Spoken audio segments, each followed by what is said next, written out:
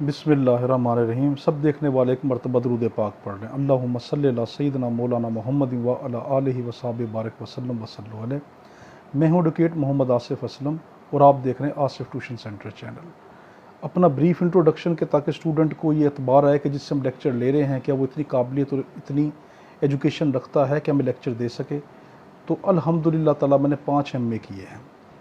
MA इस्लामियात, MA English, MA history and archaeology, MA political science, MA Pakistan study. छठा MA Urdu, उसका result waiting में।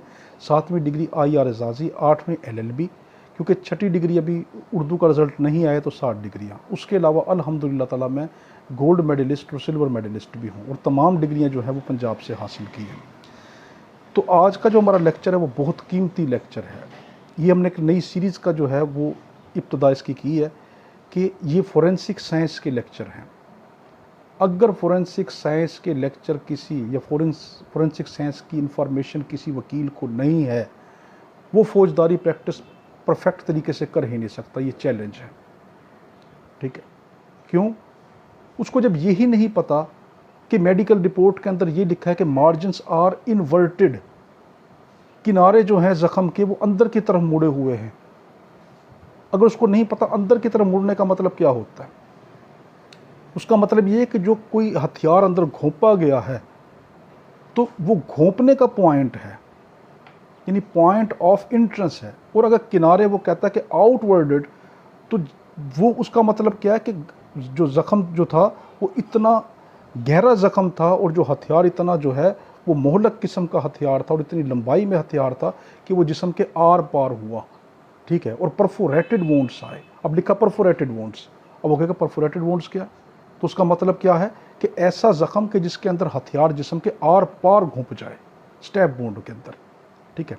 और जो उसका जो बाहर निकलने का हथियार निकलने का जो पॉइंट होगा बाहर का, तो वहाँ पर जो उसके मार्जिन्स होंगे वो आउटवर्डेड होंगे, ठीक। बिल्कुल इसी तरीके से कि ब्रूजेस क्या होंगे, सूजन कहाँ पे, नील कहाँ पे पड़े होंगे, ठीक है। इस तरह हम ये तमाम इन लेक्चरों में देखेंगे। गोली क्या होती है, बंदूक क्या होती है, उसकी स्पीड क्या होती है, बंदूक का ज़ख़म कैसा होगा, चाकू का ज़ख़म कैसा होगा, हथियार किस नौइयत के इस्तेमाल होंगे, मेडिकल रिपोर्ट पढ़ी किस तरह जाती है, मेडिकल रिपोर्ट के अंदर क्या क्या लिखा होना ज़रूरी है। और हम इसमें इस लेक्चर की सीरीज़ में सब देखेंगे, ठीक है। तो जैसे हमने ये देखना है कि हाँ, जो जिसका रेप हुआ होगा उसकी नाखूनों में क्या चीज़ पाई जाना ज़रूरी है, उसकी एड़ियाँ किस अंदाज में छिली होना ज़रूरी है। जिसका रेप हुआ है उसकी थाई के अपर पार्ट के ऊपर जो है नील का निशान नहीं होगा, बल्कि इनर पार्ट पे नील का ज़ख़म होना ज़रूरी है, अगर वो सीधी लेटी हुई है या सीधा लेटा हुआ है, ठीक है। इसी तरीके से उसकी कमर वाले हिस्सों के ऊपर जो है वो हमें फॉरेन पार्टिकल मिलने ज़रूरी हैं। अगर वो बेड पे लेटी हुई है तो उसके कमर के पिछले हिस्सों के ऊपर जो है वो हमें फाइन पार्टिकल ऑफ क्लॉथ मिलना ज़रूरी है। अगर वो ज़मीन के ऊपर है, उसका अटैम्प्ट किया गया है, तो मिट्टी के पार्टिकल कमर पे होना ज़रूरी है अगर उसी वक्त मेडिकल करवाया गया। इस तरीके से किसी का मर्डर हुआ है, कत्ल हुआ है, तो हमें ये देखना पड़ेगा कि उसके जिस्म के ऊपर कौन से जो है एब्रेशन जो होंगे या कौन से जो ब्रूसेस होंगे वो किस नौइयत के, हार्ड होंगे, क्या होंगे, उसने स्ट्रगल किस तरह की होगी, किस पोजीशन के ऊपर वो लेटा होगा, मारने वाला खड़ा था या बैठा था, जो मकतूल जो था वो किस पोजीशन में लेटा हुआ था। ये तमाम चीज़ें हमने देखनी है। उसकी उंगलियों के अंदर घास के निशानात पाए गए, मिट्टी पाई गई, क्या पाया गया, उसकी रगड़ने की जो पोजीशन थी वो क्या थी, उसने एड़ियाँ रगड़ी, उसने कूनियाँ रगड़ी, तमाम चीज़ें जो है ना ये हमने इसके अंदर देखनी है, हर एक टॉपिक के हिसाब से। तो ये बहुत कीमती सीरीज़ है, इसको ज़रूर देखना। मगर इससे पहले मैं 2 मिसकंसेप्शन जो है वो दूर करवा दूँ। पहला ये कि स्टूडेंट को, जब भी आप स्टूडेंट लाइफ से निकलकर प्रैक्टिस लाइफ में जाएंगे तो आपको अदालत में लोग ये कहते मिलेंगे जो आप पढ़कर आए हैं वो एक अलग चीज़ है, यानी थ्योरी अलग चीज़ है, जब प्रैक्टिस में आए हो ये अलग चीज़ है। देखो वो सही कह रहे हैं। वो क्यों सही कह रहे हैं? क्योंकि जो स्टूडेंट किताब इस्तेमाल करता है वो गाइड बुक इस्तेमाल करता है। उसका सिर्फ मिशन ये होता है मैं किस तरीके से पास हो जाऊँ। ये गलत चीज़ है। आप बेरेक्ट्स इस्तेमाल करें, आप दूसरी कंसल्टेंट बुक इस्तेमाल करें, टेक्स्ट बुक इस्तेमाल करें, फिर आप खुद देखेंगे कि हाँ जो प्रैक्टिस में हो रहा है वो एक लाइन भी थ्योरी से अलग नहीं हो सकती। ये कैसे मुमकिन है कि थ्योरी के अंदर जो पढ़ाया है कि 161 के तहत जो बयानात होंगे पुलिस देगी, तो क्या पुलिस 161 के तहत बयान नहीं लेती? ठीक है, 154 के तहत सीआरपीसी के तहत जो है वो पर्चा इंदराज होता है, कि अब पर्चा इंदराज पे नहीं लिखा होता 154 सीआरपीसी। ठीक है, इसी तरीके से जो अरेस्ट करने का जो तरीका है, जो बॉडी को कन्फाइन किया जाता है, वो 46 के तहत नहीं किया जाता है। तो पता क्या चला, तमाम चीज़ें वही हैं, मगर सिर्फ हम गलती क्या है कि हमने बेयर एक्ट नहीं पढ़ा, हमने उसके अलावा कंसल्टेंट टेक्स्ट नहीं पढ़ी। दूसरी चीज़ ये कि दूसरी मिसकंसेप्शन ये कि स्टूडेंट लाइफ के अंदर स्टूडेंट को ये सिर्फ कहता है कि मैंने सिर्फ कोर्स से रिलेटेड किताबें पढ़नी। गलत। जब एक डॉक्टरी की डिग्री लेकर आता है, क्या जिस टाइम मरीज़ को चेक करने वाला होता है उस टाइम वो अपनी किताबें पढ़ेगा? नहीं ना, वो पहले पढ़कर आया, वो मंजा हुआ एक शख्स है, वो एक पॉलिश्ड पर्सनैलिटी है, उसको हर चीज़ आती है, इसलिए वो अपने मरीज़ का इलाज कर पा रहा है। इस तरह के जो टीचर बनकर आएगा, इसने एमए एमएससी की होगी, वो तमाम किताबें कहाँ पढ़ कर आया? स्टूडेंट लाइफ में। मगर बदकिस्मती से वकालत के अंदर ये चीज़ आपको देखने को बहुत मिलेगी कि स्टूडेंट सिर्फ वो बुक्स पढ़ता है और उसको कहा जाता है सिर्फ आप वो किताबें पढ़ें कि जो आपको जो है कोर्स से रिलेटेड है। नहीं, आप एक्स्ट्रा तमाम किताबें पढ़ें। स्टूडेंट लाइफ में इतना पढ़कर आएँ, तमाम मेजर एक्ट्स पढ़ें, हर साल का मेजर एक्ट पढ़ें, कंसल्टेड मेडिकल बुक्स पढ़ें, हर चीज़ आप पढ़कर आएँ। ठीक है, ताकि आपको पता चले कि जब आप प्रैक्टिस में आए तो आपको सब चीज़ आती हो, किसी से पूछने की ज़रूरत ना हो। अल्हम्दुलिल्लाह ताला मैंने ऐसा ही किया था। मुझे भी लोगों ने बड़ा मना किया कि आप जो हैं सिर्फ टेक्स्ट बुक पढ़ें या क्या नाम है गाइड बुक पढ़ लें।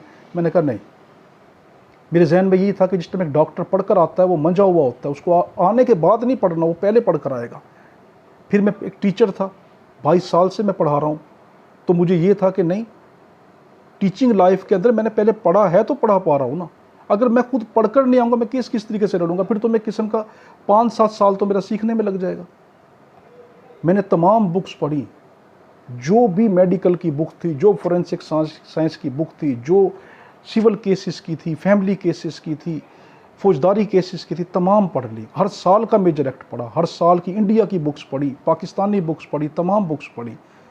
ठीक है, तो ये मैं आपको नसीहत करूँगा कि ये तमाम बुक्स आपने पढ़नी है स्टूडेंट लाइफ में। तो आज हम पढ़ रहे हैं लॉ ऑफ इंजरीज। इंजरीज किसको कहते हैं, कि इसकी डेफिनेशन क्या है कि disruption of anatomical continuity of tissue of body, कि जिस्म के वो जो टिश्यू होते हैं, जो बॉडी के जो टिश्यू होते हैं, यानी जो गोश्त होता है, वो अपनी कुदरती शक्ल से उसकी शक्ल बिगड़ जाए, डिसरप्शन हो जाए, कट फिट जाए, तो उसको हम कहते हैं इंजरी। देखो, ये लॉ ऑफ हार्ट नहीं है, वो अलग एक टॉपिक है। तो ठीक है, वो हम उसमें पढ़ेंगे पीपीसी में जाकर। ये है इंजरीज़, ये मेडिकल रिपोर्टों के मुतालिक है कि हाँ, जो ऊपर की खराशें वगैरह जो होती हैं उनका क्या मकसद है। ठीक है, ये अलग है, वो अलग है, मगर सब आपस में इस तरह इंटरकनेक्टेड है। ये फोरेंसिक साइंस हम पढ़ रहे हैं, आपको आगे समझ आ जाएगा इसका मकसद क्या है। प्रैक्टिकल पॉइंट ऑफ व्यू से आपको हिंट देना चाहता हूँ कि अगर आप इसका प्रैक्टिकल पॉइंट ऑफ देखना चाहते हैं तो इंडिया का ड्रामा जो है CID देखें। उसके अंदर जब वो जो CID वाले जो लाश का पोस्टमार्टम वगैरह करने जाते हैं, तो वो जो बताते हैं कि इसके नाखूनों में ये चीज़ पाई गई, उसके अंदर क्या नाम है, मिट्टी के पार्टिकल थे, फलां इसके बाल टूटे हुए थे, फलां इसके उंगली में से फलां चीज़ निकली, इसके कपड़ों पे फलां चीज़ का निशान था। ये तमाम जो चीज़ें हैं ये वही हम पढ़ रहे हैं। ठीक है, ये हमारे टेक्स्ट का हिस्सा है, ये हमारी तफ्तीश का हिस्सा है। एक वकील क्रिमिनोलॉजिस्ट होता है, ठीक है, उसको ये चीज़ पढ़नी होगी तो केस लड़ेगा, वरना केस डिफेंड नहीं कर सकता। आगे हम पढ़ रहे हैं काइंड ऑफ या टाइप्स ऑफ इंजरीज। इसकी जो हमारे पास 6 मेजर काइंड्स है, पहले मैकेनिकल, फिर फायर आर्म, फिर thermal, chemical, explosive and all other kinds of injuries. मगर आज इस लेक्चर में हम सिर्फ एक इंजरी पढ़ेंगे, मैकेनिकल इंजरी, और उसकी मज़ीद जो आगे फर्दर काइंड्स उसकी मज़ीद जो किस्में वो हम पढ़ेंगे। पहला है mechanical injury, application of physical impact of violence to the body, it is called mechanical injury. जिस्म के ऊपर जो डायरेक्ट किसी हथियार का अटैक हुआ होगा, कुल्हाड़े का, चाकू का, खंजर का, डंडे का, रॉड का, ठीक है, टायर मार्क का, ट्रेन के नीचे आया होगा, किसी पत्थर पे गिरा होगा, ये तमाम जो हैं वो उनके तमाम तरह की जो इंजरीज़ हैं वो मैकेनिकल में आती हैं। अब मैकेनिकल के हम फर्दर काइंड पढ़ते हैं। पहली है एब्रेशन, यानी खराश और खुर्च। ये बड़ी कीमती चीज़ है कि जिस्म की जो खराशें होती हैं वो इतनी कीमती हैं। अब देखो, आपको पता चलेगा कि it is the upper superficial injury of the body, ये जिस्म के ऊपर की खाल का जो है, ये वो ज़ख्म जो खालों पे आते हैं, ऊपर की अपर फेशियल जो सरफेस होती है, एपिथेलियल्स होती है, इसके ऊपर आते हैं, अपर स्किन के ऊपर आती है। कैसे कि the tissue are damage by friction, pressure और slip on a heavy object, कि किस तरीके से ज़ख्म आते हैं, या तो फ्रिक्शन के ज़रिए आते हैं कि जब बंदे का कत्ल हो रहा है तो वो क्या कर रहा है, या उसका जो जिना हो रहा है, रेप हो रहा है, तो अपने आप को बचाने की कोशिश कर रहा है, ठीक है, तो उसकी कोनियों पे आप निशान देखेंगे। पोस्टमार्टम जो रिपोर्ट आएगी तो उसके अंदर आप देखेंगे, ये जो उसकी MLC आएगी जिसका रेप हुआ है, उसकी मेडिकल रिपोर्ट जिस टाइम आएगी तो उसके अंदर आपको क्या देखेंगे कि उसकी कोनियों पे निशान होंगे, उसकी एड़ियों पे निशान होंगे। अब हम आगे देखेंगे कि एड़ियों के जो निशान होंगे, खाल किस तरफ खुरची हुई होगी, तो पता चलेगा कि ये किस सिमत में लेटा हुआ था, ठीक है, उसने किस सिमत में पाँव मारे हैं, ठीक है, ये पोजीशन बताएगा। अगर तो वो सीधा कमर के बल लेटा है तो एड़ियों की इस वाली सिमत के ऊपर आएगा और ये खाल यूँ पीछे की तरफ खिंची होगी, यूँ, तो पता चलेगा इसने एड़ियाँ यूँ मारी थी। अगर वो सीधा नहीं लेटा था, तो करवट से लेटा था, तो अब एड़ियों की ये वाला हिस्सा नहीं आएगा, बल्कि एड़ियों की ये वाली हिस्सा और पाँव का ये वाला हिस्सा बहुत ज़्यादा रगड़ खाया होगा, तो पता चलेगा मैं पोजीशन किस पोजीशन के ऊपर कत्ल होने से पहले शख्स लेटा था या रेप होने से पहले लेटा था। आगे है कि फ्रिक्शन के ज़रिए, दूसरा है कि प्रेशर के ज़रिए, कि जो दबाव डालता है उसके ऊपर, जो अक्यूज्ड है, जो मुल्ज़िम है, उस शख्स पे दबाव डाल रहा है, उसको मारने की कोशिश कर रहा है, उसका गला घोंट रहा है, और जो दबाव उसके ऊपर पड़ रहा है, ठीक है, उस प्रेशर की वजह से जो है ये रगड़े लगती हैं।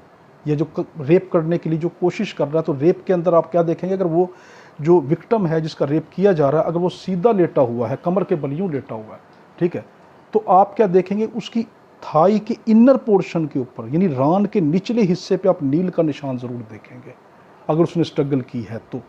अगर उसने अपनी मर्ज़ी से करवाया है, ये रेप मर्ज़ी से उसका हुआ है, तो फिर उसके ऊपर आप निशान नहीं देखेंगे, या अपनी मर्ज़ी से नहीं कराया, उसकी कंसेंट जो उसकी रजामंदी जो है वो गन पॉइंट पे हासिल की गई है, तो तब भी आप वो निशान नहीं देखेंगे। अगर स्ट्रगल की होगी वो निशान पाया जाएगा इनर थाई पे।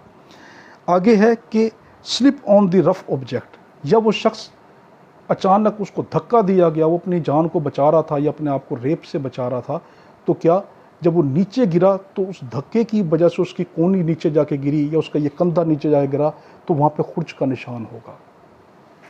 अब है medico legal importance. Medico legal importance का मतलब होता है कि ये वकालत में इसका क्या, इसके अहम पॉइंट हैं, कि ये मेडिकल के वो पॉइंट जो वकालत के अंदर जो कीमती होते, केस को जो डिफेंड करते, ये इतने कीमती हैं कि मैं तो नहीं समझता कि इसके बगैर एक वकील फौजदारी केस कामयाबी से लड़ सकता हो।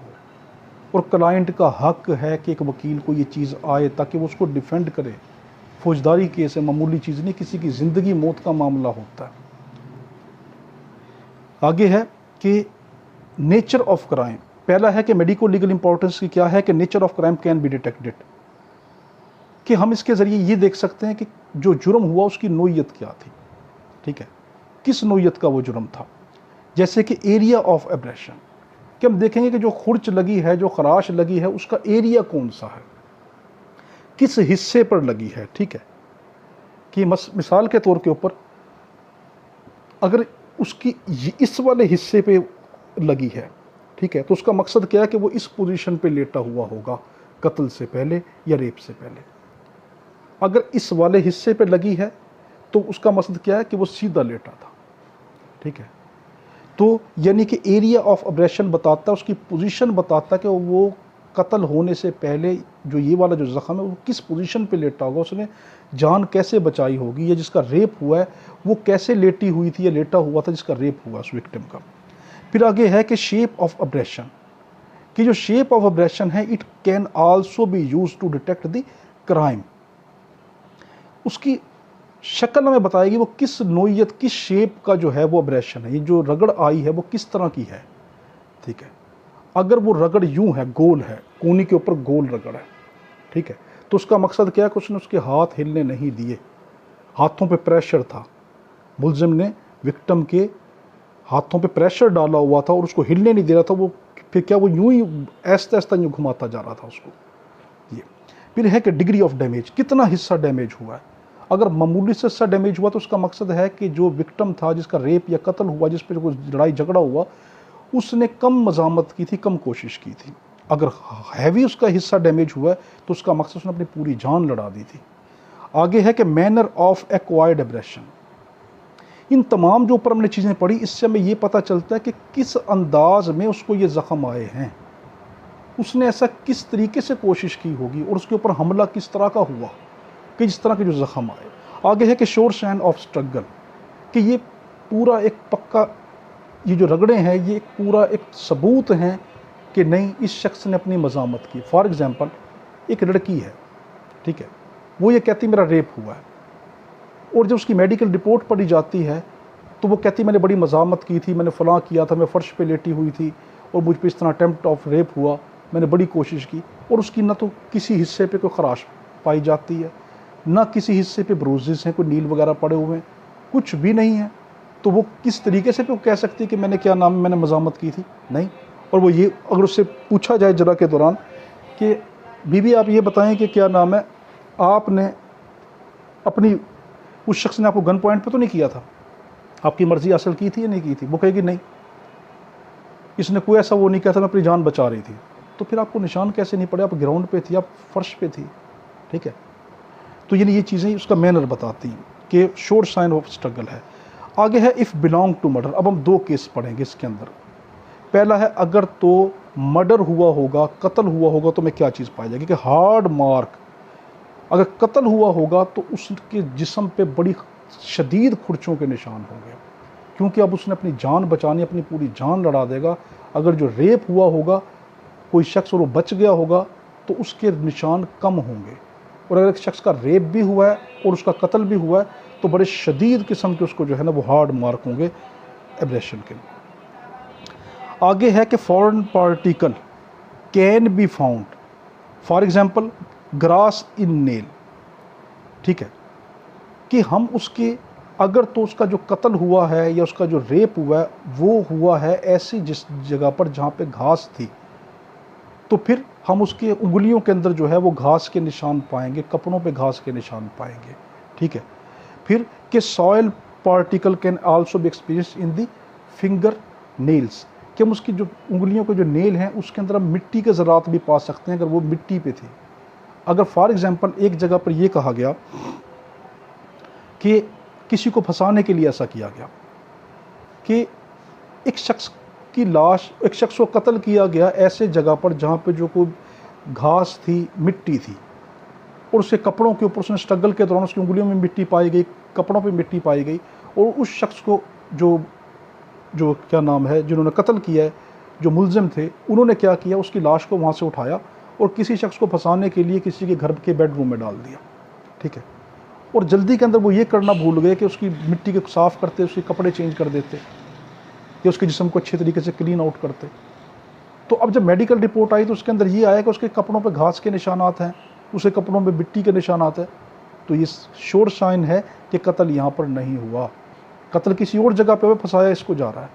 या ऐसे भी हो सकता है कि उसने कत्ल किसी और जगह पे किया और लाश को, उसको छुपाने के लिए उसने अभी अपने बेडरूम में लाश ला के रखी हुई, जैसे मुझे मौका मिलेगा तो मैं इस लाश को किसी चीज़ के ज़रिए पैक वगैरह करके बाहर डाल दूंगा। तो यानी ये चीज़ें सारी इंडिकेट करते हैं, देखो ये है फोरेंसिक साइंस। फिर है कि broken hair of victim. Murder के केस में और रेप के केसेस के अंदर आपको उसके बाल रगड़ खाकर टूटे हुए ज़रूर मिलेंगे, या तो आपको उसी जगह पे मिलेंगे जहाँ पर जो है कि स्पॉट ऑफ क्राइम होगा, मौका वारदात होगा, उस जगह पे आपको मिलेंगे। अगर वहाँ पे आपको ये नहीं मिल रहे तो फिर आप देखें जिस टाइम उसका लाश का प्रीमार्टम होगा, प्रीमार्टम और होता है, पोस्टमार्टम और होता है, ठीक है। जो प्रीमार्टम लाश का किया जाएगा तो देखेंगे उसके बाल टूटे हुए होंगे रगड़ खाकर, ठीक है। और अगर रेप के बाद उसी ही वक्त उसका ये क्या नाम है मेडिकल रिपोर्ट करवाई गई रेप के बाद, तो उस औरत के या उस विक्टिम के क्या नाम है बाल भी टूटे हुए होंगे अगर वो फर्श के ऊपर, हार्ड सतह के ऊपर वो लेटा हुआ था। आगे है कि अब्रेशन अपॉन, किन हिस्सों के ऊपर जो है ये खुरचे आएंगे, अगर वो किस पोजीशन पे लेटा है। अगर वो कमर के बल लेटा हुआ है तो अब कमर के बल अगर वो लेटा हुआ है यूं, तो उसके किस हिस्सों के ऊपर आएंगे कि the abrasion can be experienced in hip area, in heel area, elbow area and in dorsal part of area, कि उसके जिस्म के पिछले हिस्सों के ऊपर हमें निशानात मिलेंगे अगर वो कमर के ऊपर यूँ लेटा हुआ है। और अगर पेट के ऊपर लिटाया हुआ है, उसके ऊपर फिर तशद्दुद किया जा रहा है, उसको मारा जा रहा है, ठीक है, तो हमें उसके तमाम जो निशानात मिलेंगे वो हमें कहाँ पे मिलेंगे, एब्डोमिनल एरिया पे, चेस्ट एरिया के ऊपर और उसकी घुटनों के ऊपर, नी एरिया के ऊपर हमें मिलेंगे। आगे है कि इन केस ऑफ रेप के केसों में हमें निशानात कहाँ पे मिलेंगे, ठीक है। पहला है कि abrasion on elbow, hips, heel, कि हमें उसकी जो रगड़ें मिलनी होगी, अगर वो कमर के बल यूँ लेट कर उसका विक्टिम का रेप किया जा रहा है तो फिर वो क्या होगा कि उसकी एल्बो, कोनियों के ऊपर जो है हमें एब्रेशन, रगड़ के निशानात मिलेंगे। उसकी हिप्स के एरिया के ऊपर हल्की हल्की खराशियाँ आएंगी, क्योंकि हिप्स के एरिया में, हिप एरिया में चर्बी की मिकदार ज़्यादा होती है और जो गोश्त होता है वो स्टफ़ होता है, इसलिए बहुत फाइन एग्जामिनेशन से ये पता चल सकता है कि हाँ उस एरिया के ऊपर जो है ये एब्रेशन हुई है नहीं। हील के ऊपर मस्ट है कि उसने स्ट्रगल की थी, ठीक है। और फॉरेनर पार्टिकल क्या मिलेंगे कि हमें अगर उसका रेप किया जा रहा है तो अगर उसने फुल मजामत की तो उसकी उंगलियों के अंदर हमें जो अक्यूज्ड है उसकी स्किन के पार्टिकल मिल सकते हैं। अगर उसने उसको झपटने की कोशिश की होगी तो उसके पार्टिकल मिलेंगे। फिर डस्ट पार्टिकल मिल सकते हैं, अगर उसका जो रेप है किसी ज़मीन पे लिटा के किया जा रहा है तो उसने अपने आप को बचाने के लिए लाजमंद ज़मीन को खुरचा होगा, तो डस्ट पार्टिकल उसकी उंगलियों पे मिल सकते हैं, उसकी नाखूनों में मिल सकते हैं। या अगर बेड पे उसका हुआ है या किसी ऐसी जगह जो कपड़ा नीचे था तो फिर हमें फाइन पार्टिकल, हल्के हल्के से धागे के जो हैं फाइबर, उसके ज़र्रात मिलेंगे। तो फिर है कि मार्क ऑन, अगर सीधा उसको लिटा कर किया जा रहा है तो फिर हमें कुछ नील के निशानात, कुछ रगड़ें जो हैं हमें उसकी ब्रेस्ट पे मिलेंगी, सीने पे मिलेंगी। और फिर अगर वो कमर के बल लिटा कर उसका अटेम्प्ट ऑफ रेप किया जा रहा है तो उसकी इनर थाई के ऊपर, यानी कि उसकी टांग, रान के निचले हिस्से के ऊपर हमें ज़रूर जो है वो नील का निशान मिलता है अगर उसने स्ट्रगल की थी, ठीक है। और उसके अलावा फिंगर टिप के जो ये वाला हिस्सा है, ये इस टिप के ऊपर, नाखून फिंगर टिप के ऊपर, यहाँ पे भी हमें जो है रगड़ें मिल सकती हैं। तो इट इंडिकेट दिस शोर साइन ऑफ स्ट्रगल। ये तमाम चीज़ें क्या बता रही हैं, अलामत है कि उसने स्ट्रगल की थी। इफ़ नॉट फाउंड, अगर चीज़ें नहीं पाई गई तो उसका मकसद क्या है, पहला कि consent was obtained may be by illegal और बाय म्यूचुअल कंसेंट, कि अगर ये चीज़ें नहीं पाई जा रही रेप के दौरान तो उसका मकसद है कि जो उसका रेप किया जा रहा है, जो विक्टिम है, उसकी मर्ज़ी हासिल कर ली गई है।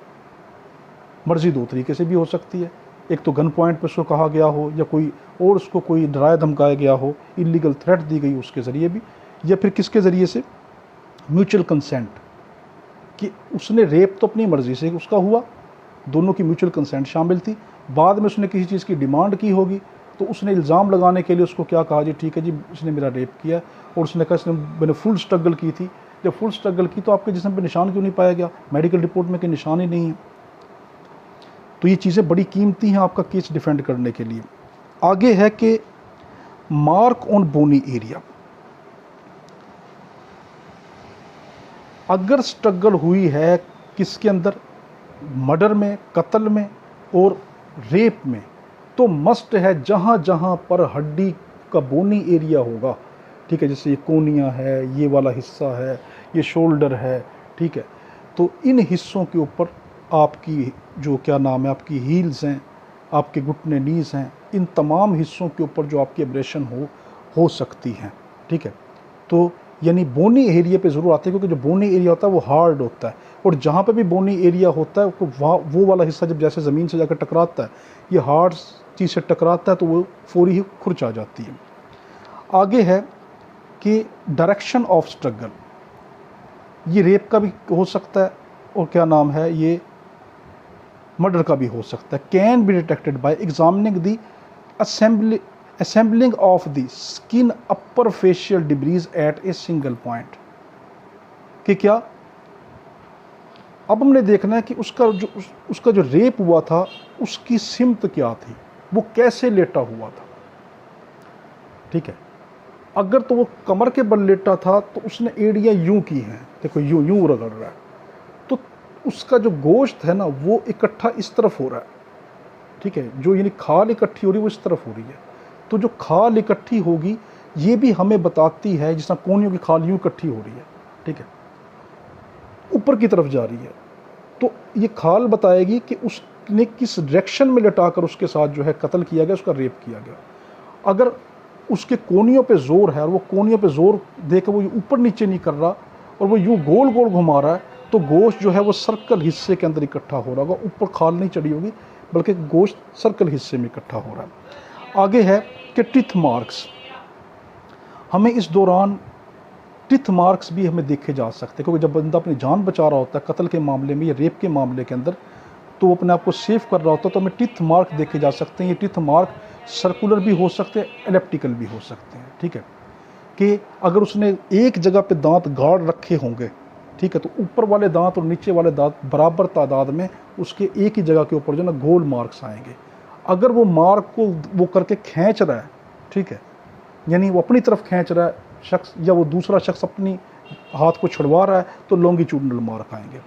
और इनको हम टिथ के जो मार्क्स होंगे उसके इर्द गिर्द पे आपको निशानी ये होगी कि टिथ के मार्क कौन से, उससे इर्द गिर्द के ऊपर ब्रोसिस होंगे, नील पड़े होंगे, ठीक है, सोजिश आई हुई होगी।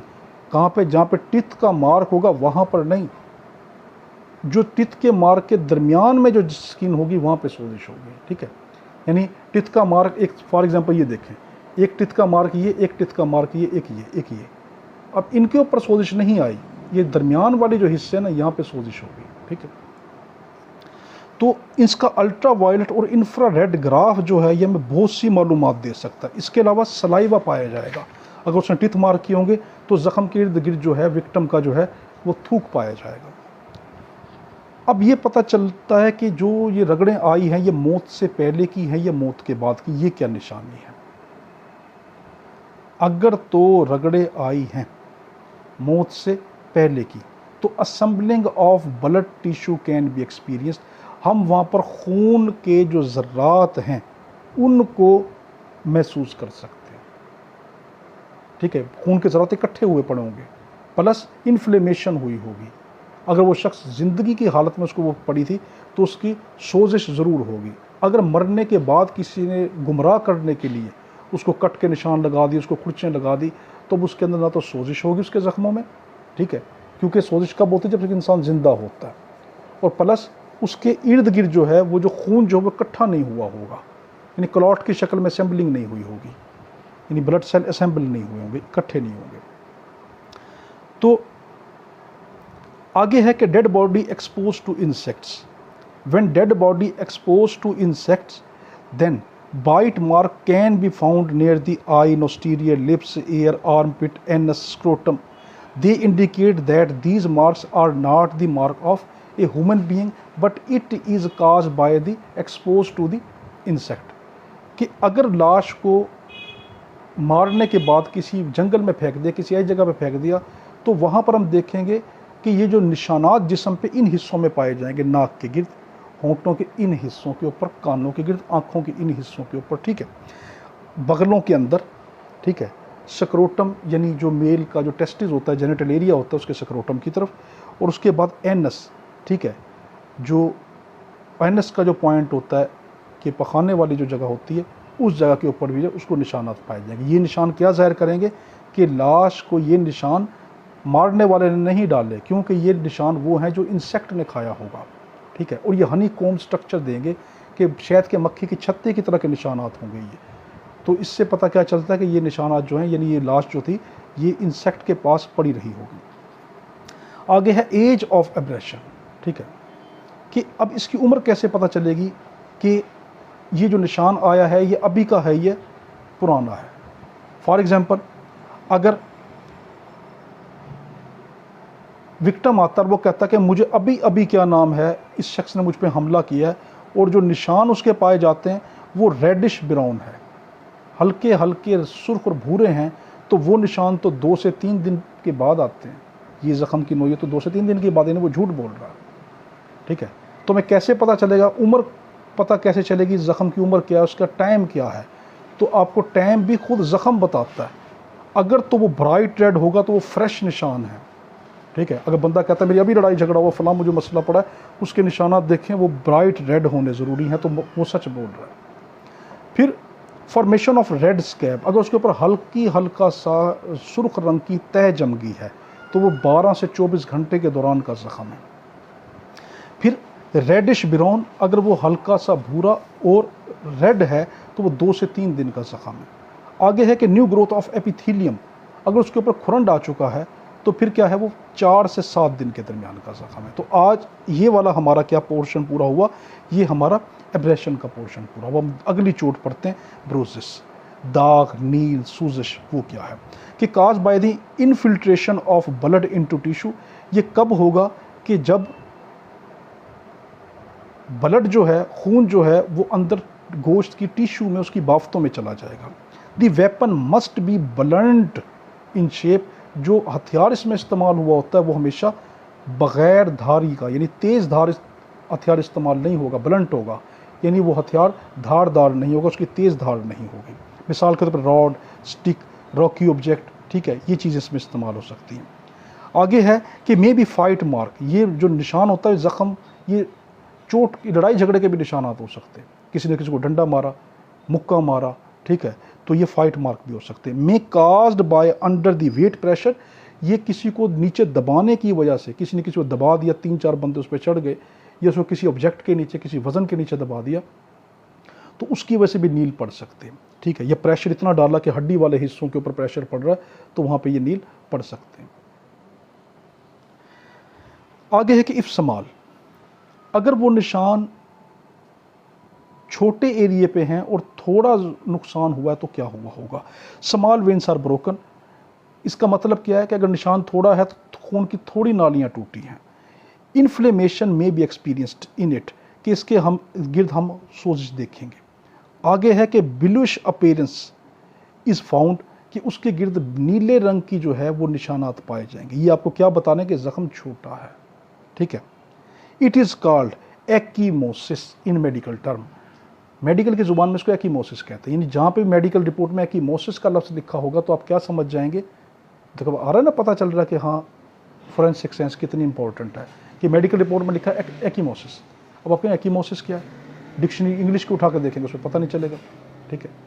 तो एक्कीमोसिस टर्म है, इसका मकसद क्या है कि छोटा एरिया डैमेज हुआ, खून की कम नालियाँ टूटी और सोजिश कम एरिया पे होगी तो एक्कीमोसिस है।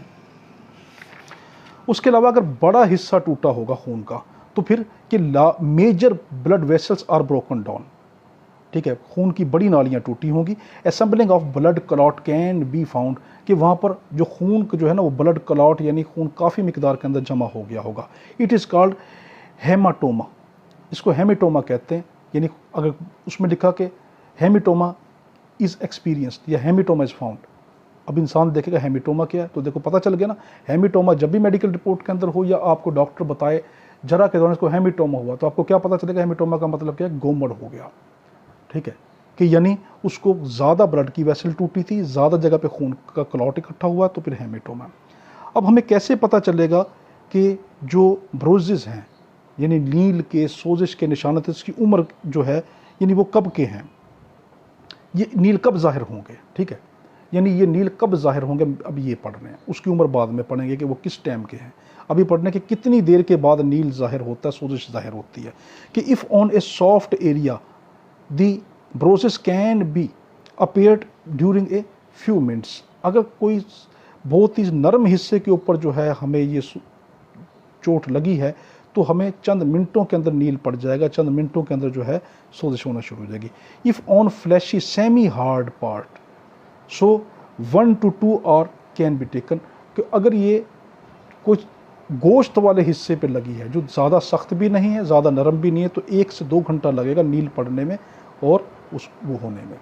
यानी एक शख्स आया पुलिस के पास आके कहता जी मुझे नील पड़ा हुआ, मुझे मारा गया, ठीक है, और वो जो हिस्सा है वो हिस्सा है उसका क्या नाम है कि बोनी एरिया नहीं है, ठीक है, तो उसके अंदर आप ये देखेंगे कि वो जो नील का निशान होगा वो चंद मिनटों के अंदर पड़ जाएगा। अगर बोनी एरिया है तो वो कितने 1 से 2 घंटे के दौरान निशान पड़ा होना ज़रूरी है, ठीक है। वो बोनी एरिया दिखा रहा है, कहता है मेरे जब यहाँ पे निशान पड़ा है जी, ठीक है, वो कहता है मेरी अभी लड़ाई हुई है, तो झूठ बोल रहा है ना कि बोनी एरिया पे तो निशान 1 से 2 घंटे के बाद, वो कहता है मेरी 3 मिनट पर लड़ाई हुई, मैं अभी सामने पुलिस स्टेशन तक भाग के वहाँ चला जाता है, तो नहीं। इफ़ ऑन हार्डेस्ट एरिया, अगर एरिया जो है वो हार्डेस्ट है तब निशान कितनी देर के अंदर पड़ेगा, उसको पढ़ने के अंदर जो है वो बहुत ज़्यादा टाइम लग जाएगा। ये मुख्तलिफ होता है, हर हिस्से का अलग है।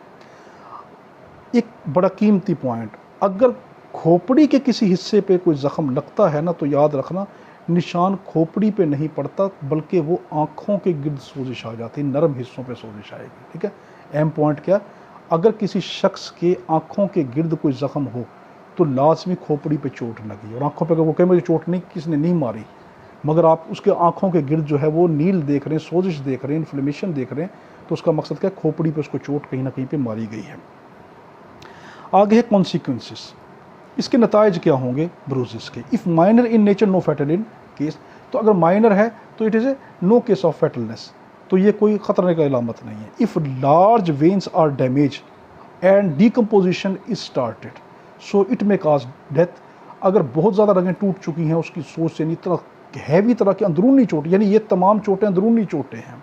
ठीक है, कि अगर ये चोटें अंदरूनी चोटें होती हैं ये सारी ब्रूजेस, तो अगर ज़्यादा खून की रगें प्रेशर से टूट गई हैं, कोई बहुत हैवी ऑब्जेक्ट मारा मगर खून ऊपर से कम नज़र आ रहा है और अंदर बहुत इकट्ठा हो गया, मेन टूट गई, और डिकम्पोजिशन यानी गोश्त गलना सड़ना शुरू हो चुका है अंदर से, तो ये उसकी मौत का सबब भी बन सकता है। नोट कि some sensitive person can die due to the neurotic shock, कि कुछ जो हसास लोग होते हैं जो जल्दी डर जाते हैं, पता नहीं मुझे क्या हो गया, तो न्यूरोटिक शॉक से यानी कि वो सदमे से भी मर जाते हैं। ठीक है, चोट कम होती है, सदमे से जल्दी मर जाते हैं। आगे है कि मेडिकल इंपॉर्टेंस क्या है, इसकी मेडिकल इंपॉर्टेंस क्या है कि आइडेंटिफिकेशन ऑफ वेपन, हिस्से में पता चलता है कि जो हथियार मारा गया वो कौन सा है, पत्थर था, डंडा था, कुल्हाड़ी का पिछला हिस्सा था, वो पता चलेगा। डिग्री ऑफ वायलेंस, इसकी शिद्दत हमें बताइए कि बहुत ज़्यादा जो है इसके अंदर हेमिटोमा पड़ चुका है। ठीक है, एक्कीमोसिस नहीं बल्कि हेमिटोमा है। तो हेमिटोमा क्या है, यानी बहुत ज़्यादा इकट्ठा हुआ, तो उसका मकसद क्या है, मारने वाले ने अपनी हबड़ास फुल निकाल ली है, उसने खींच के मारा उसको। ठीक है, यानी उसका पता चल गया इसका इरादा क्या था। अगर उसके हल्का सा एक्कीमोसिस हुई है तो उसका मकसद क्या है कि मारने वाले का इतना ज़्यादा इसको नुकसान पहुंचाने का इरादा नहीं था। देखो ये चीज़ें काम आ रही हैं अब आपके। फिर डिग्री ऑफ वायलेंस, हमें तशद्दुद का पता चलता है कि कितना तशद्दुद उसके ऊपर हुआ है।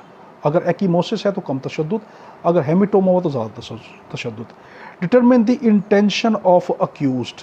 ठीक है, अब ये देखेंगे कि determination of attention of accused can be experienced by the experience of area of bruises. हम उसका एरिया देख के हम देखेंगे कि उसने किस हिस्से पे मारा। मिसाल के तौर पर उसने स्कैपुला पे मारा, कंधे के पिछले हिस्से पे मारा है, तो यानी वो उसको जान से मारने की कोशिश नहीं कर रहा था, उसको नुकसान नहीं पहुंचाना चाह रहा। अगर वो उसको कुल्हाड़े का दस्ता या डंडे जो है या स्टिक जो है, बड़े बड़े जो डंडे, उसको इस हिस्से पे मार रहा है, तो उसका मकसद है ना कि वो उसको जान से मारने की कोशिश कर रहा है। ठीक है, तो उससे उसका इरादा पता चलता है कि मारने वाला किस इरादे से मार रहा है, तो एरिया डिटेक्ट कर जाता है। फिर है कि हमारे पास मार्क शेप, ये मैनर ऑफ अटैक, कि मार्क शेप हमें क्या बताएगी, मैनर ऑफ अटैक क्या बताएगी, क्योंकि वीडियो बहुत ज़्यादा लेंथी हो जाएगी। ठीक है, तो फिर अपलोड होने के अंदर बहुत मसला पड़ता है। तो आज हम इसका जो लेक्चर है ना ब्रूसिस तक ही पढ़ेंगे। ठीक है, अगली जो है वो हम गोली का जो चैप्टर आएगा उसके अंदर इसको देखेंगे, इंसिस वुंड को, और बाकी उसको उसमें देखेंगे। तो आज हम ब्रूसिस तक देख लेते हैं कि मार्क शेप, जो ज़ख़म का जो शक्ल होगी वो क्या बताएगी, मैनर ऑफ अटैक, किस तरीके से अटैक किया गया। ठीक है, यानी और फिर position of victim and accused, ये बताएगा कि उसकी जो शेप होगी ये क्या क्या चीज़ बताएगी, manner of attack, position of victim and accused, the height of victim and accused and intention of the accused, उसकी इरादा बताएगी। मिसाल के तौर के ऊपर उसने अगर यूं करके यूं मारा है, ठीक है, यानी वो अगर उसको इस तरीके से डंडा मार रहा है कि वो फ्रंट के ऊपर यूं लग रहा है, ठीक है, तो उसका मकसद क्या है, उनकी हाइट बराबर है। ठीक है, अगर वो पैरेलल पोजीशन के अंदर आ रही है, ठीक है, अगर उसका एंगल चेंज हो रहा है तो ये क्या बताएगी कि मारने वाले का कद क्या है। ठीक है, और जिसको लगा जा रहा है जो विक्टिम है उसका कद क्या है। आगे हम देखते हैं कि इन रेप केसेस में ब्रूसेस होती हैं। पहला कि इनर थाई मार्क, मैंने पहले कहा था कि इनर थाई मार्क जरूर, क्यों कि जब भी किसी का रेप होता है तो जो विक्टिम होता है वो चाहता है कि वो अपनी टांगों को उठा के उस पर अटैक करे, तो वो जो अक्यूज्ड होगा वो अपनी एक टांग के ज़रिए उसकी दूसरी टांग के जो है ना वो थाई के ऊपर जोर देता है कि ताकि ये अपनी टांग से मुझे अटैक ना कर सके, अपनी पाँव से मुझे अटैक ना कर सके, तो उसके ज़ोर की वजह से वो नील पड़ जाता है। Elbow joint mark, heel scratches, bony part, intense spot, कि ये तमाम चीज़ें पाई जाएगी जो हमने पीछे देखी हैं कि एल्बो पे भी उसके नील पड़े होंगे, उसके हील जो एरिया वो स्क्रैचेस हुआ पड़ा होगा, और जहाँ पे हड्डी पाई जाएगी वहाँ पे उसको पाए जाएंगे। मार्क एंड इंटेंसिटी इंडिकेट, जो मार्क होगा और उसकी जो शिद्दत होगी वो क्या चीज़ ज़ाहिर करेगी, द ड्यूरेशन ऑफ स्ट्रगल, कितनी देर ये स्ट्रगल चली थी, कितनी देर ये लड़ाई चली थी, कितनी देर ये अटैम्प्ट चला था। ठीक है, तो हमें क्या उसके मार्क की इंटेंसिटी बताएगी, शिद्दत बताएगी कि ज़ख्म कितनी नोयत का है।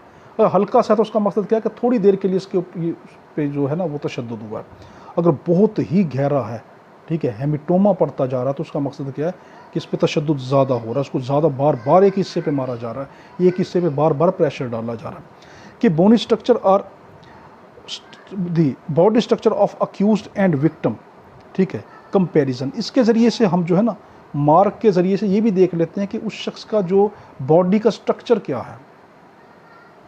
अगर बहुत शिद्दत के डंडे के निशान आते हैं तो उसका मकसद है कि मारने वाला जो है बड़ा मजबूत जिस्म का आदमी है। अगर हल्का है तो उसका मकसद क्या है कि मारने वाला ज़्यादा पावरफुल नहीं है। ठीक है, तो इससे फिर दूसरा ये कि ये भी देखा जाएगा कि जो विक्टिम है वो किस नोयत का है। क्या औरत है, औरत को फौरी निशान पड़ जाएगा। मर्द होगा, फिर मर्द की किस्में हैं कि उसकी एज क्या होगी, एज लिमिट क्या होगी। ठीक है, ये तमाम चीज़ें बात की। हार्ड एंड सॉफ्ट ग्राउंड या बेड बिनेथ बोथ, ये भी देखा जाएगा कि जो स्ट्रगल हुई होगी, ठीक है, जैसे रेप वगैरह के केसेस में उसके नीचे हार्ड ज़मीन थी या उसके नीचे क्या नाम है सॉफ्ट कोई बेड वगैरह था। अगर हार्ड ज़मीन होगी तो ब्रूजेस ज़्यादा होंगे, सॉफ्ट होंगी तो कम होंगे। फिर मार्क या degree of intensity indicate the position of committing rape. ठीक है, पोजीशन भी ये आपको बताता है किस पोजीशन के ऊपर वो शख्स लेटा हुआ होगा। यानी एक शख्स को मारा जा रहा है ये करके और उसकी इन हिस्सों के ऊपर, यानी इन हिस्सों के ऊपर उसके निशान पड़ रहा है, तो उसका मकसद क्या है, वो करवट के बल लेटा हुआ है, उसके कंधे के इस तरफ निशान पड़ रहा है, इस पेट की ये वाली नीचे वाली हड्डी जो है इसको लोअर लिम्ब के ऊपर यहाँ पे निशान पड़ रहा है, घुटनों की सिम तो साइडों पे निशान पड़ रहा है, तो ये क्या करवट के बल लेटा हुआ है। उसके बाद जो है फिर ये है कि under nail of victim, victim के नेल के अंदर ये चीज़ें आपको पाई जा सकती हैं कि skin of accused, fiber of bed sheet, particle of soil. ठीक है, तो फॉरेन पार्टिकल में also be indicated that the place of rape, for example the rape is committed in a bedroom, so there is no concept of soil, here the fibers are found. तो अगर क्या नाम है उसका जो rape हुआ है वो आप उंगलियों के निशानात, उसके जिस्म पे जो निशानात पड़े होंगे ना, जो मिट्टी के पार्टिकल होंगे या क्या नाम है घास वगैरह के पार्टिकल या क्या नाम है धागे वगैरह, ये क्या शो करेंगे। अगर धागे वगैरह पाए जा रहे हैं तो उसका मकसद क्या है कि इसी बेडरूम में उसका रेप हुआ है। उसके जिस्म पे पाए जा रहे हैं घास के निशानात, मिट्टी के निशानात, वो कहती है कि क्या नाम है जी मेरा जो रेप हुआ है वो हुआ है बेडरूम में, तो ये कैसे पॉसिबल है, वहाँ पर घास कैसे आई, वहाँ पर मिट्टी कैसे आई। ठीक, तो ये फिर एक जो है ये नॉवेलेटिक अटेम्प्ट है कि यानी मन गढ़ंत कहानी है। इफ़ नो मार्क, वही वाली पिछली बात कि इफ़ नो मार्क और experience the consent was obtained, it may be obtained by illegal threat I bar mutual agreement या म्यूचुअल कमिटमेंट, कि अगर कोई निशान नहीं पाया जा रहा तो उसका मकसद क्या है कि उसकी मर्ज़ी हासिल कर ली गई है। हो सकता है उसको गन पॉइंट पे या उसको इलीगल थ्रेट डरा धमका के ली गई हो, या क्या की गई हो कि उसको म्यूचुअल उनकी एग्रीमेंट हो, जान आपस में जानबूझकर दोनों ने इस तरह किया हो। ठीक है, तो रेप के केस के अंदर ब्रूजेस को हम देख रहे हैं। अब हम देख रहे हैं कि एज ऑफ ब्रूजेस, कि अगर तो बिल्कुल नील रेड है तो अभी फ्रेश नील है। ठीक है, वो शख्स आता है और वो ये कहता है जी मुझे अभी अभी इस बंदे ने मुझ पर अटैक किया है और उसका जो नील है वो ब्लिश टू ब्लैक होना शुरू हो गया, तो वो 2-3 दिन का है, तो यानी वो झूठ बोल रहा है। तो आपने टाइम भी देखना है। देखो ये कोई ज़ख्म आपको उम्र बता रहे हैं, आपको फौजदारी केस में ये बड़े काम आएंगे। तो रेड अगर है तो फ्रेश, अगर रेड टू ब्लैक है तो फिर वो 1 दिन पुराना है, अगर ब्लिश टू ब्लैक है तो 2 से 4 दिन पुराने, अगर ब्राउनिश टू ग्रीन है तो 5 से 7 दिन पुराने हैं। अगर येलो रंग के हैं तो वो 7 से 10 दिन के हैं। अगर नॉर्मल कलर आ गया तो वो 14 से 15 दिन पहले के हैं। हाँ, अगर सीरियस नेचर के होंगे तो in serious nature the recovery time में भी 3 to 4 वीक, तो जो उसका सही होने का जो पीरियड होगा वो 3 से 4 हफ्ते का हो सकता है। बिफोर या आफ्टर डेथ, ये कैसे पता चलेगा कि ये जिसको ब्रूजेस नील पड़े हैं ये मौत से पहले के या मौत के बाद के हैं? बिफोर डेथ और during life time. Colour changes appear, सबसे बड़ी निशानी है कि अगर तो उसके कलर में तब्दीलियाँ आ रही हैं, ठीक है, तो उसका मकसद क्या है कि ये जो ब्रूजेस हैं ये उसकी ज़िंदगी में उसको दिए गए हैं। अगर उसको वो ब्रूजेस जो हैं उसमें को कलर में चेंज नहीं आ रहा तो यानी क्या है, ये मौत के बाद के निशानात हैं। यानी मरने के बाद कई बंदे इस किस्म के होते इतना ज़्यादा तशद्दुद करते हैं या गुमराह करने की कोशिश करते हैं कि इसको किस तरीके से जो है वो भटका दें, तो मरने के बाद उस बॉडी की शेप को बिगाड़ना शुरू कर देते हैं, उसको मारना शुरू कर देते हैं, चेहरा बिगाड़ देते हैं। तो ये फिर दूसरी निशानी क्या है कि during life time haematoma appear only on any area but after death the haematoma may appear only bony area. तो आज हमने कहाँ तक देखा? ब्रूजेस तक देखा। इरादा तो ये था कि हम आगे देखें, मगर इतनी ज़्यादा लेंथी वीडियो होगी तो ये तो दूसरी निशानी क्या है कि अगर तो ज़िंदगी के अंदर उसको ये ज़ख़म पड़ा था, वो ज़िंदा था जिस वक्त उसको ये ज़ख़म था, यानी उस टाइम उसकी सांसें चल रही थी, तब उसके क्या होगा, हेमीटोमा किसी भी हिस्से पे पाया जाएगा, ठीक है, यानी घोंबड़ कहीं भी पाया जाएगा।